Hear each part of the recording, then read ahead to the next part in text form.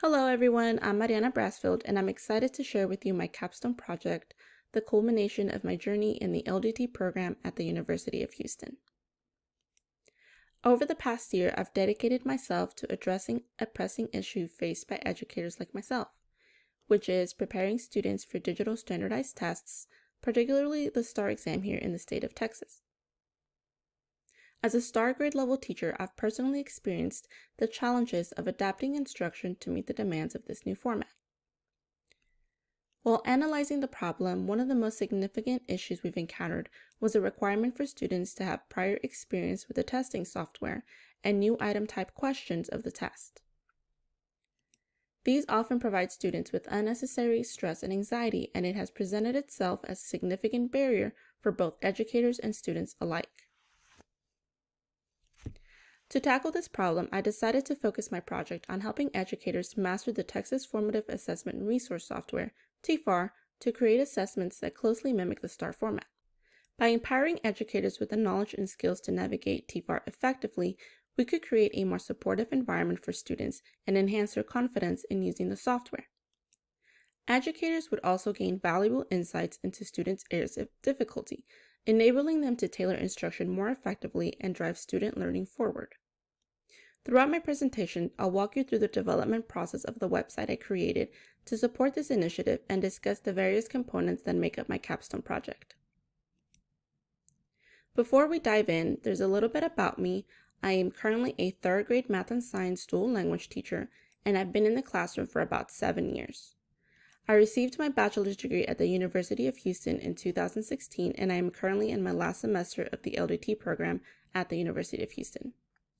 I've learned a lot these past 2 years and have a newfound appreciation for learning, design, and technology and the role that it plays in education. I am excited to incorporate what I have learned these past 2 years in my career as an educator as I continue to learn and grow as a professional. After graduation, my goal is to continue with my education and pursue my interests in technology and programming. As an educator and lifelong learner, I have always valued experiences and knowledge. I love to travel, and my goal is to see as many parts of the world as I am able to with my husband. Instructional design. For my instructional design project, I wanted to develop a comprehensive training module that could be used in a group setting and be used independently by educators on my campus. Using the Dick and Carry model, I was able to break down the components of the lesson to focus on what I wanted the learners to gain from the instructional goal. My goal statement for the project was all 3rd through 5th subject grade level teachers at Sheldon Lake Elementary will create a 10-question assessment by selecting a minimum of 3 new item type question formats and 7 multiple choice question formats by applying the question item bank using the Texas Formative Assessment and Resource Software, TFAR. Once I had a clear understanding of the goal, I was able to conduct an instructional analysis of the goal. By conducting an instructional analysis, I was able to identify the major steps of the lesson, ensuring that I was able to follow a structured learning approach.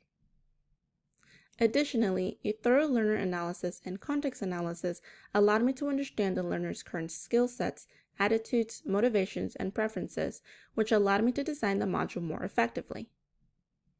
Having completed these components of the Dick and Carry model, I proceeded to develop the objectives that aligned with the overarching goals and clustered them into a coherent lesson, enabling me to design the lesson more effectively. Having these components finalized, I was able to create the instructional materials for this project. For the materials, I designed a microlearning module using Articulate 360. I also embedded several instructional videos in the module that target different steps of the goal. In the module, I created and included a checklist that allows the learner to keep track of their progress as part of the evaluation component of the design document. Here's an example of the instructional material. Using the filter option on the testing dashboard, you can view questions based on your subject area, grade level, readiness standard, and item type, to name a few. For example, I am applying my filters based on a 3rd grade math TEK. To do that, I will select Show Filter and scroll down to the standard option and type in the standard I want to look for. In the box, I will type in M.3.4.A and apply the criteria. Make sure that you type in the subject area letter at the beginning of each search. Now let's say I want to add a specific new item type question to the assessment for my students to practice answering. I will scroll up to New Item Type Questions and apply the question type I am looking for. Let's say I want a simple text entry question. Now I have two types of questions on here that I can add and view to the assessment.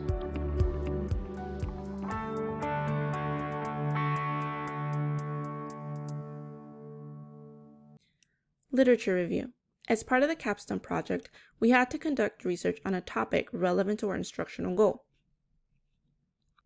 For my literature review, I based my topic on the impacts of digital state testing on student achievement. My research focused on 4 different sections, all of which play an important part in standardized digital testing. The first of the discussion points is digital testing in education, which focuses on the advantages and disadvantages of standardized digital testing.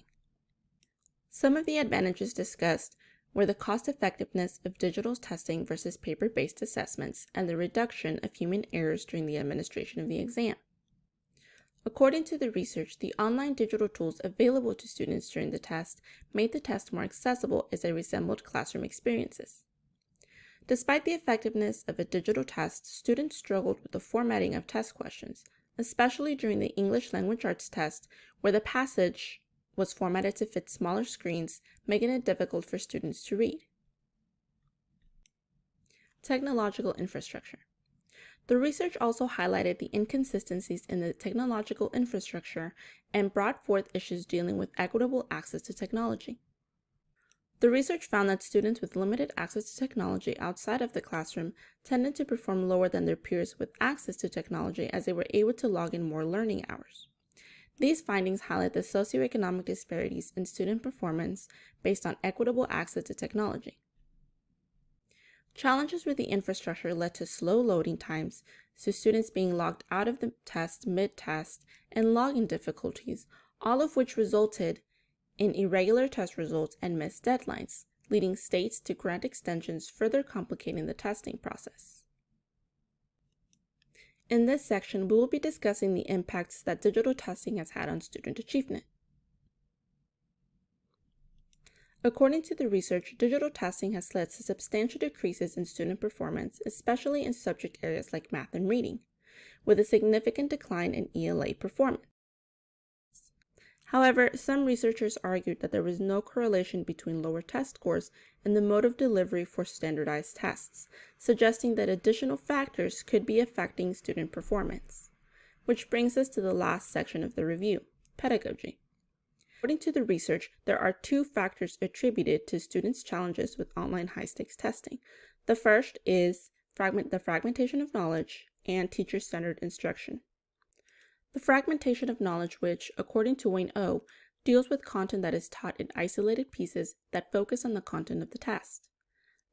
Additionally, teacher-centered instruction, which, according to Polsel, focuses on lower thinking skills that teach to the test, which has affected student performance by constraining a deeper understanding of the content.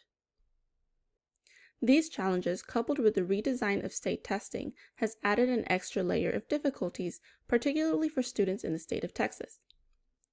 The state of Texas has recently added interactive questions to the State of Texas Assessment of Academic Readiness STAR as of the 2022-2023 school year. These new question types were designed to be aligned with classroom experiences and to the types of questions teachers ask in the classroom. However, new item types were found to be more challenging than static questions as they assess higher order thinking skills. This further emphasizes the misalignment between the rigor of standardized assessments and the role of teaching practices centered around test-specific content, which ultimately neglects to provide students with valuable learning experiences in which they apply higher-order thinking skills related to real-world scenarios. In conclusion, my capstone project represents the culmination of my dedication to addressing important issues in education. As an experienced start grade level teacher, I understand the challenges educators and students face in adapting their learning to this new format.